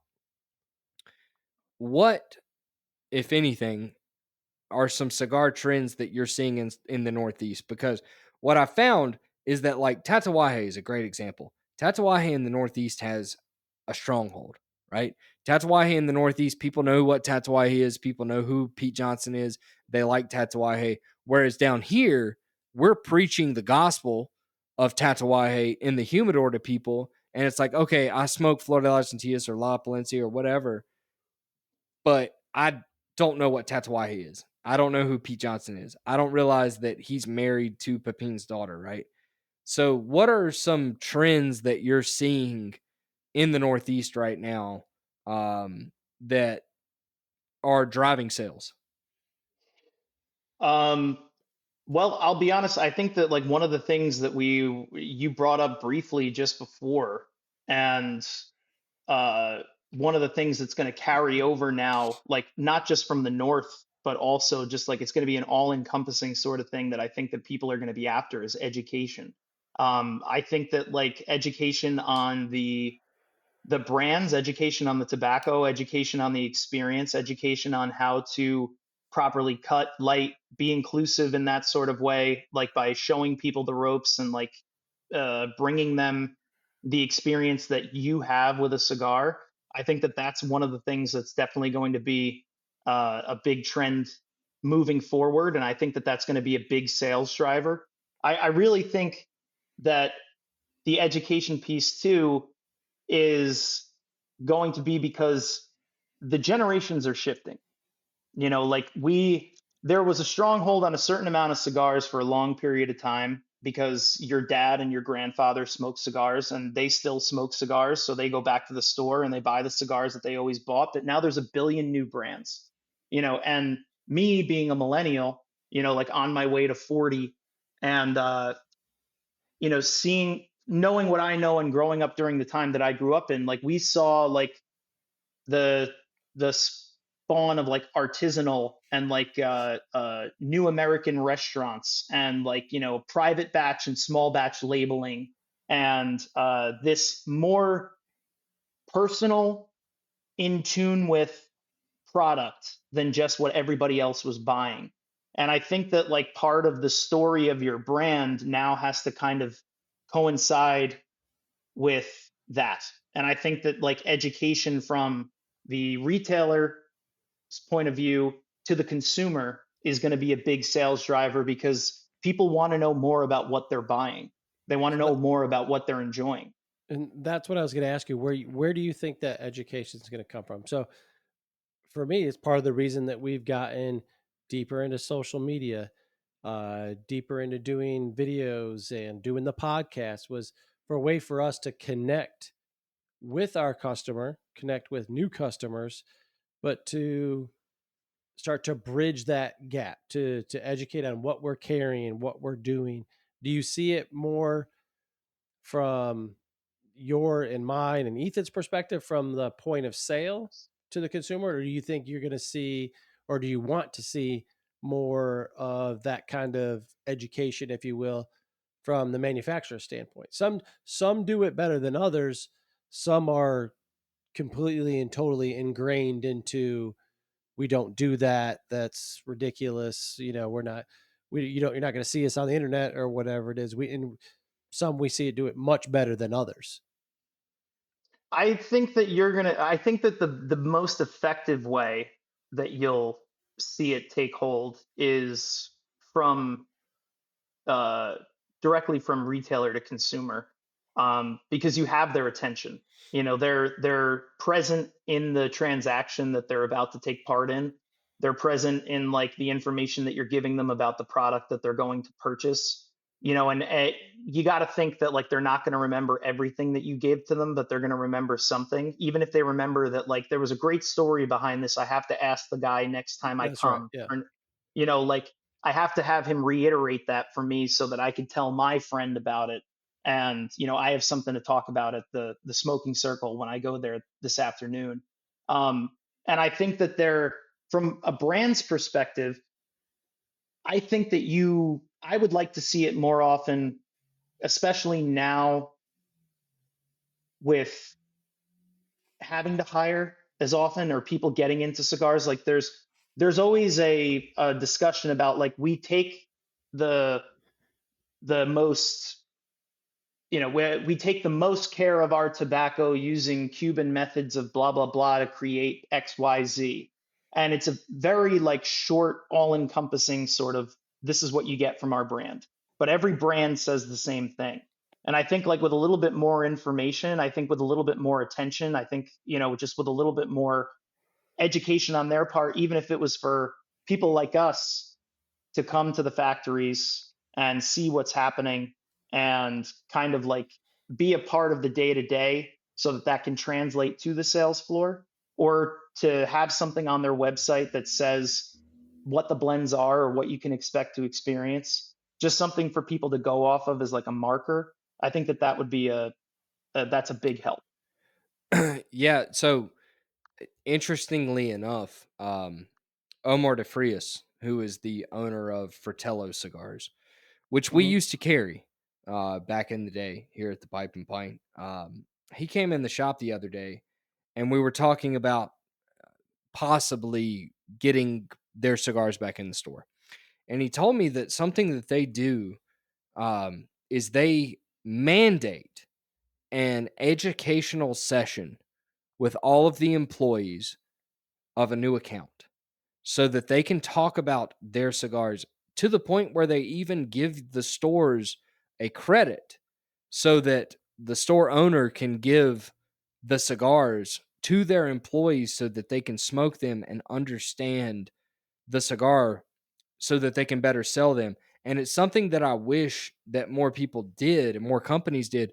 And it was funny because the very next day, the national sales manager for Aladino came in and he was like, "What can we do to be better? What can we do to help you guys?" And I mentioned this to him, and he was like, we have these educational sessions and Zooms and whatever with JRs and with CI and with Thompson every single quarter to where we talk to their higher ups about what's coming, about what their employees need to know and whatnot.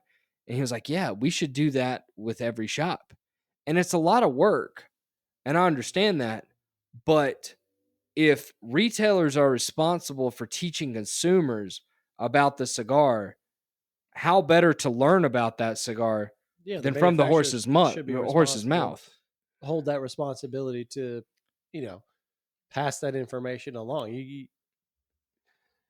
We can't, and we're not giving the best if all we're going off is some sort of like pamphlet sales sheet.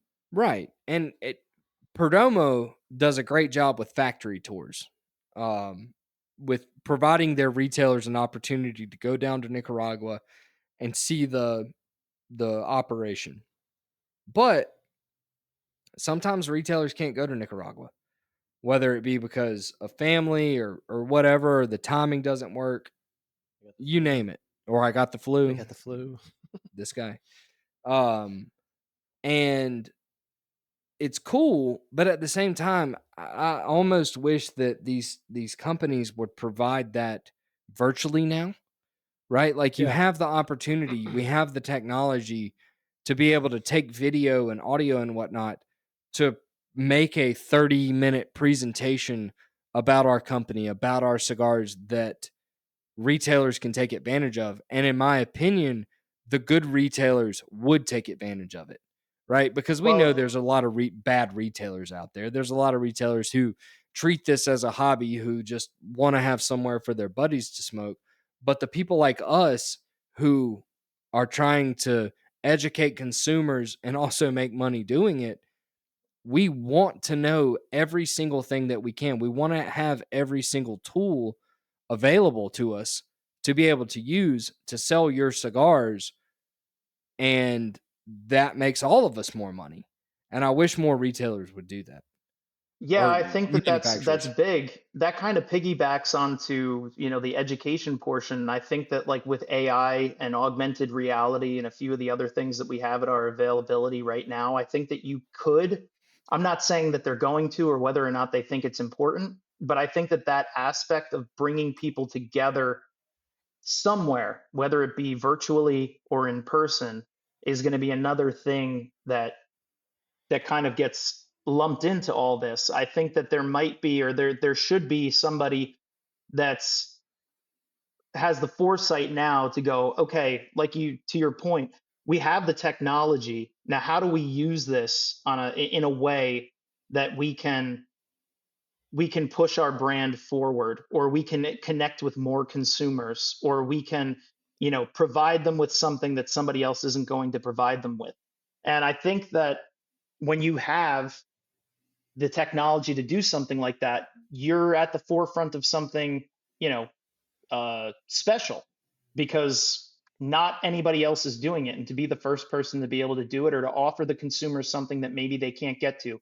because they have the flu or because they don't have the funds or because of whatever reason, like, if Pro Cigar all of a sudden has like a virtual reality ticket, I guarantee you some are going to sell. Yeah, absolutely. Pro Cigar, Habanos Festival, whatever. I mean, I would take advantage of it, right? And I even think about PCA. Like, what if there's a retailer that an owner of a shop that only has one employee, being himself or herself, that can't get to PCA because they can't leave the shop? Like, they feel like they're missing out on so much. And so why not have it? Why not have the ability to, hey, we're going to have a virtual tour of PCA. We're going to talk to these guys. We're going to let you know exactly what's coming so that even if you can't make it, you can pay one, two, $300 and still feel like you're there. Because as we all know, these manufacturers are willing to offer the deals of PCA to those that don't go, but you still don't get the experience. Yeah, you don't get the experience. You don't get to see, what's coming. You don't get to look at the things. That's a big part of it for us. Getting to see what's coming. Obviously, we have a good idea, but you want to talk about it and immerse yourself. That is the business that you're in. Yeah, and I mean, I think about Larry again. Larry never went to PCA, or at least to my knowledge, he may have went I one don't or two think so. times, and he felt like he couldn't go because it was just him and another guy here at the store. And thankfully, Larry had good enough relationships with the manufacturers that they were willing to offer him the deals at PCA and tell him about the stuff. But he wasn't able to physically be there. And so he relied on Half Wheel or Cigar Aficionado or whomever to tell him, hey, Padron or Perdomo, my number one account, is coming out with a new cigar. And this is what it is. And I wish that we had that more in the industry. Yeah. I think that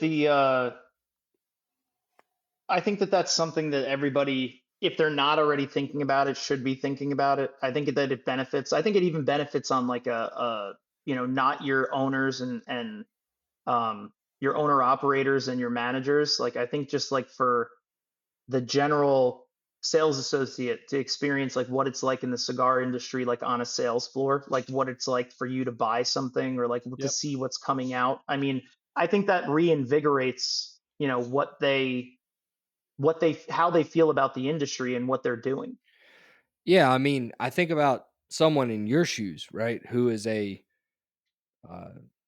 a manager, assistant manager of a very large cigar store, and due to restrictions that you cannot help, you can't go to PCA. He's on the move.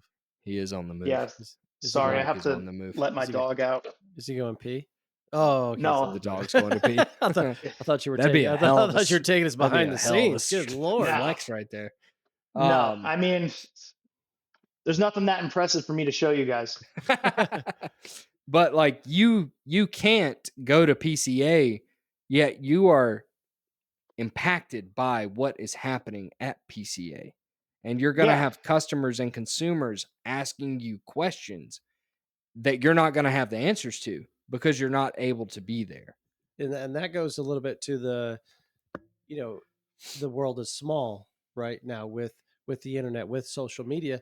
So a lot of these companies who pumping this stuff out, whether and then you take into account uh, us retailers who are involved in putting out content or whatever it is. So like you can have a lot of your customers coming to you being like, "Oh, I heard X is coming or this is coming or that's it's are you getting it? What's the deal with it?" And if you're not able to be a part of that, then you're left like feeling like you're on the outside looking in when it comes to those things. And you may very well get those, you have those relationships, but you feel like I think I would at least feel like I would be on the outside of the bubble, if that makes sense. Yep. I think that it's funny how like all of these things are interconnected too, because the next thing that I would say is probably the one thing that a cigar company, brand, or shop or lounge, what they can offer people that they can't get online, and this is paramount. It's the way that they should be looking at this, is experience. Yep. Like experiences, the conversation that you have with the guy that you meet at the event, or like the cigar that he hands you, or the people that you meet and the connections that you make there, or the laughs that you have or that you didn't think that you were going to have, all the things that like when you wake up the next morning you're like, man, that was really fun. I think I'm going to go back. You know that you could buy the cigar someplace else online, Yep. and probably with no tobacco tax and no anything else, but you're lacking every interaction. You know, it's singular, it's absent of. And I think like inclusion is another big thing that you're going to want, like the cigar industry will be looking at, is like, how do we bring all these people together? You know, which is why PCA is a great thing for retailers, and the places there, or the events like Big Smoke and stuff, are great for consumers. But there's not a lot of that happening on a micro scale a lot lately. And I think that's because there's not a lot of, again, I think that I understand that brand owners are very busy people, but either a rep or somebody showing up at a shop or offering the event or offering something that they can do that's a little bit different, or that can get their name out there a little bit more, um, is something that adds to the experience. And it goes hand in hand with the retailer and with the brand owner. They're going to say, I was at a so and so event at this so and so shop, you know, and those word of mouth interactions are worth more than however many email blasts you could put out there. Yeah. No, I agree with you. Well, while we're on the topic, because you brought it up, so we're a month away from PCA, and now Right? stuff is starting to. Ethan and I will be there, New Orleans. We were hoping to see you there. I know you can't make it. Yeah, That's unfortunately. unfortunate, but that's We all had right. we had a couch for you, buddy, or we could, you know, I just snuggled with you. It's Oh, fun. this is a good dude right there. Yeah, you'd have interrupted my snuggles, but that's fine. It is what it is. That's how we like to keep it ready. No one says that anybody's snuggles got to get interrupted. We could all just be. Hey, you know what I mean? Yeah, that's good. But stuff's starting to leak out now, right? Like we kind of heard rumblings of what may or may not be coming, and we're starting to see things. So we've heard fairly big announcement that my father's Honduran was going to be available. Whether we get to smoke it or not will be interesting to I see. hope so. Well, I But think we will, because they're saying it's going to ship in May or June. so that may be what I'm most interested in Yep. seeing there. We've got in I would agree. We found out that AJ's got a New World 10th anniversary 10th is coming anniversary out. coming. You just talked about the AI generated cigar. I don't know if Padron and or Fuente have anything new. Padron has Fuente has the Sex Panther. Sex Panther, the Black Panther. 60% of the time it works every time. Yeah. And then Perdomo's Legacy. Aganor's the 25th, new Sweet Cap from Drew Estate. There's going to be huge, I think, a real like swell of new stuff. Yeah. Last year, there was some new things. We saw the Dias de Gloria to Brazil. We saw AJ20. Finally, we were getting the Legends, but there wasn't as many like kind of jaw-dropping new stuff. I think there's going to be more of that this year. So I'd be curious as to what Ethan is most interested in. And I'd be curious, you, Mike, what you are most interested in coming out of that. For me, it's got to be. If you've heard rumblings of something different that maybe we haven't heard of what's coming, because there's this. You guys carry brands that we don't carry. We just don't have the room and stuff like that. So there's stuff coming from everybody that we'll get a chance to try, but we just don't know about. I think the most interesting thing for me to try is definitely going to be, because of what I've experienced with this brand and how much I enjoy this brand, like going, throughout my cigar experience, is definitely the Honduran stuff out of my father. Because a lot of people have asked me about that since the story broke, and they've said, like, do you think it's going to be good?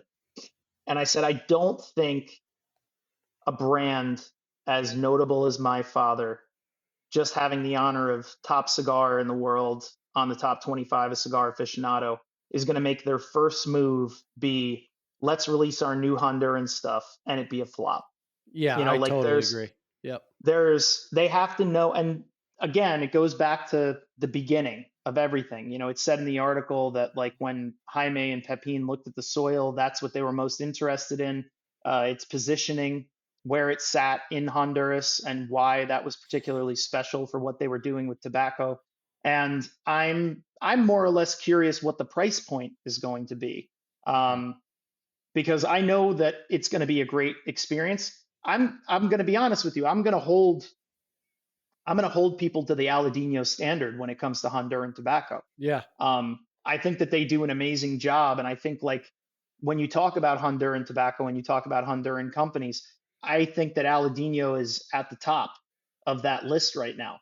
And I think that, excuse me, I think that my father now being another big player in that area is going to be a game changer, and I'm really interested to see what they're coming out with that stuff. There's also, believe it or not, AJ is making a uh, the new Romeo y Julieta that's going to be coming out, I think, around the same time as PCA, and Okay. they have some really nice branding and stuff on it, but I'm not sure what the price point's going to be or what the actual flavor profile is going to be. But it's again the same but different. This is like a departure from the standard Romeo stuff to a more AJ profile. So I'm very curious to see how that's going to play out. Um, and I just want to see what people say about this AI thing, this AI cigar. I want to know if people are allowed to smoke it, um, and if is it comes up with anything interesting or familiar or different. I don't know anything. I know of this company. I know that's been making in its rounds. Yeah, Like, is it Nicaraguan? I don't know.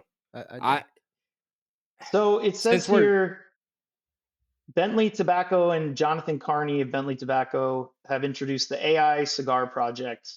This initiative involves the first complete use of artificial intelligence to craft a premier consumer driven cigar experience. Bentley Tobacco will then work to bring the AI designer cigar from concept to reality.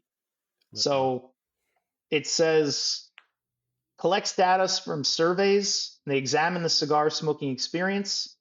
Um, They'll determine the size, most preferable, tobacco origins, flavor profiles. So they have no actual information about the cigar except how they went about putting it together. Gotcha. so I'm gonna be a pessimist here. What what is the story? What is the name of the story? My phone's being used as a camera, so I can't Google it. What is the name of the story of the guy that outworked the train? John Henry? Yep. It was John Henry. I'm very much John Henry in this when we're talking about this because every single part of me wants to just call bullshit on the whole thing. It's Like certainly cigars a are a handmade loving product. It's just like food, right? The number one ingredient in cooking is love, whew, right? The Menu. Great movie. I know it's on your list, Mike. You need to watch it. very good movie. Um I know. Yeah. um but the love that goes into cigars makes them great, and I just don't know that you can take it away and replace it with AI. And I Do you want to don't know want to be what's I don't want to be proven wrong on it. I Well, think that's that's the the thing. thing, Yeah. right? Like I don't want to smoke the AI cigar and say, "Holy shit, this is incredible." Well, you're just gonna see a run of it then at that point, right? Yeah, because I know at that point it's going to Change the way exactly. it's done. It's going to Yeah. change the way things are done, and the love and everything that goes into a handmade product is going to dissipate, and I as a geek, I will be heartbroken. Well, I have a geek question for you on this particular in this particular area. If AI created it, is it considered a machine made cigar? Oh, What an FDA question. very much an FDA question That's a there. great Yeah. question. Skynet. I I don't know. Yes and no, right? But okay, I want to use an example today of a cigar that I smoked, and I'm not going to mention the company, but that's also because I don't know the name of the company who made it. That's fair. Yeah. Um, one of the guys that works here has been talking to this small boutique company about like making a cigar or whatever, and who knows whether or not it comes to fruition. But he brought a sample with him, and he said he wanted a Connecticut cigar that had Connecticut flavors that was full bodied. And so what this company did was they made a Connecticut Ecuadorian shade Connecticut wrap cigar that had a San Andreas binder. I don't know what the fillers were.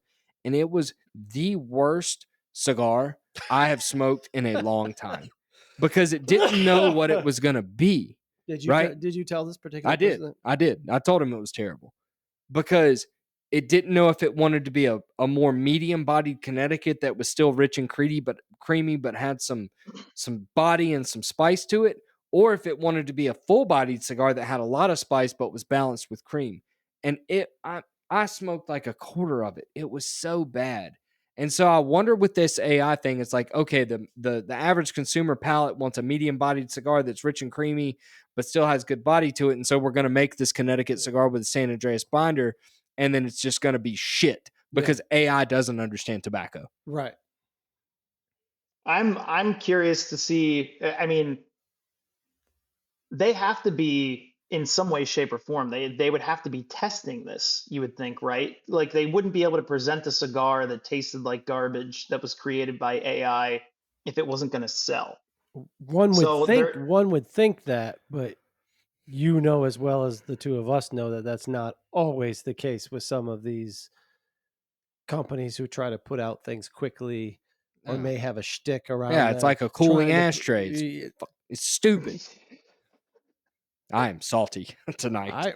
I ordered that first ashtray, bro. Okay. Like, come Did you on, pay man. $15,000 for it? Maybe. Good for you, man. It's going on the boat.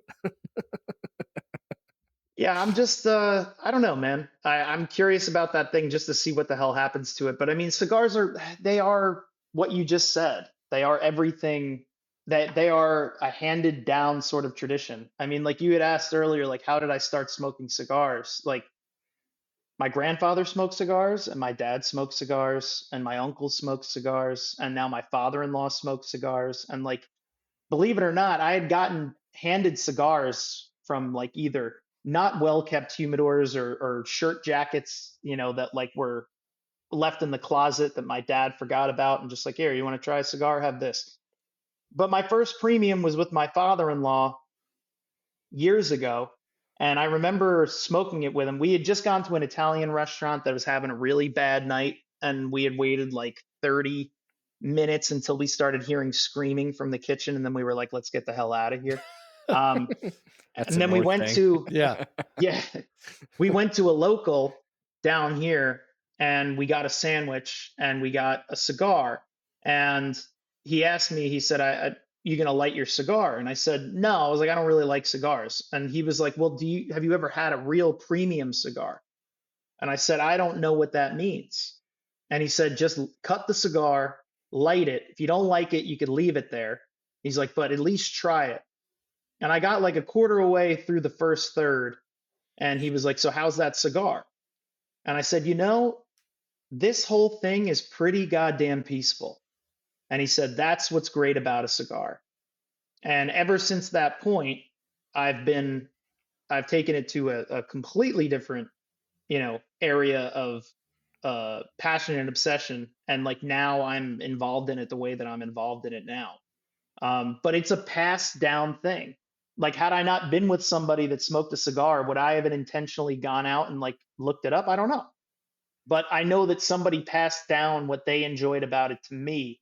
And that's what's kept me going with this for as long as I've been going with it. So what you're telling me is that your wife, when she got mad at you for putting $1,200 of aged cigars on a credit card, should have instead been mad at her dad. That's exactly how you should frame that going forward.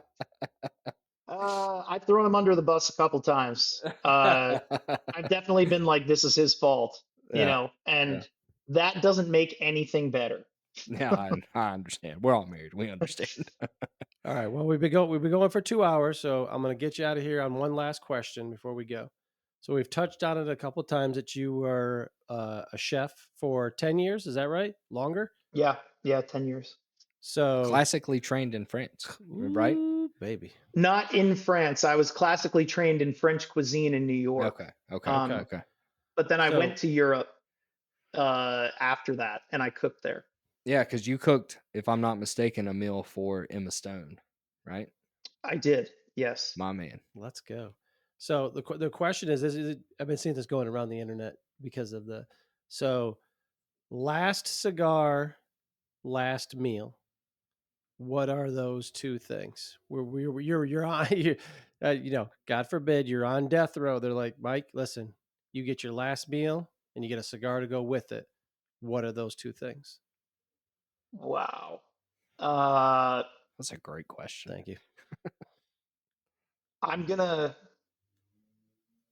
Well, I mean, I'm gonna go with my everyday, probably ride or die sort of cigar. I'm gonna go with a Tatuaje Black Label Corona Gorda, Okay. and my last meal, I would say fresh baked bread, good whole butter, and it's a toss up between either my ideal burger or a steak. And I think that would be, and like a Caesar salad. Those would probably be my that would probably be my last meal, kind of almost like classic steakhouse meal. I could like shove the steak into the bread if I wanted to, or I could Yeah, butter the steak create and your own little steak sandwich there. yeah, Yeah. yeah. Some And manipulation. I then like it. and then I think if I were to have like for dessert, I would definitely have tres leches cake for dessert. Woo! Um, and then I would smoke my cigar, and then I would get fried in the chair. What about you? I'm curious since you asked the question. Uh, cigar, I don't think would come as a surprise, would be Opus 20th, the blue. That's my favorite cigar. Um, last meal wise is not going to be terribly different than Mike's. I think it would be a nice medium rare New York strip and probably baked potato. I'm not a salad person, as everybody knows. So though you can skip the Caesar, maybe just get me like a. Can I on your last meal? Can you be like, hey, can I substitute the salad for like risotto or something like that? I If I was alternatively choosing, it wouldn't necessarily be burger. I think it would be pizza. Like if you could get the best representation of an Italian sausage style pizza. But yeah, a, a thick cut medium rare New York strip for me is kind of the way I would want to go out. Yeah. Well, now you have I'm to answer gonna that. I'm gonna turn my salad into French fries. Sorry. Yeah, see, that's what I'm Um, talking about. That's what I'm Steak talking about. but freaks, baby. I'm curious what yours is, Ethan. Yeah. Uh, I know my last meal better than I do my last cigar. Yeah. Last meal would be ribeye on the bone, fresh baked bread. I'm a Caesar salad guy. I would want my mom's twice baked potato, asparagus with hollandaise, a lobster tail, Okay, well, and all right. We're just yeah, adding things out yeah, there. Okay, got you. and A then large pizza and 2 that's right. cheeseburgers. That's exactly right. Maybe some fried shrimp, calabash. Yeah. Yeah, and then dessert. I'm a simple man. I want an ice cream, just cookies and cream ice cream with a fresh baked chocolate chip cookie on top, See, just on the side. dessert for me, just perfect New York style cheesecake is the way I would I want to like go it. as well. Oh, you So gotta come up here, man. The New York style cheesecake around this area is solid. Yeah. yeah. Cigar wise, honestly, I'd probably pick a Padron Exclusivo. Okay. That's probably it. As much as I love Tat and Aganorsa, if I could get La Colonia, it would be that. Or if I knew I could get a perfect brown label, it would be that. But I just love Padron Exclusivos. Yeah. Just love them. Mike, we appreciate it, bud. It's your Hey, I appreciate you guys. first time on, but not your last time on. So keep your schedule free. We'll let you know when the next one rolls around, but we really appreciate it, bud. Will do, guys. I would love to do this again. Thank you so much for having me on. Yeah, man. Yeah, Thanks, dude. buddy. See ya.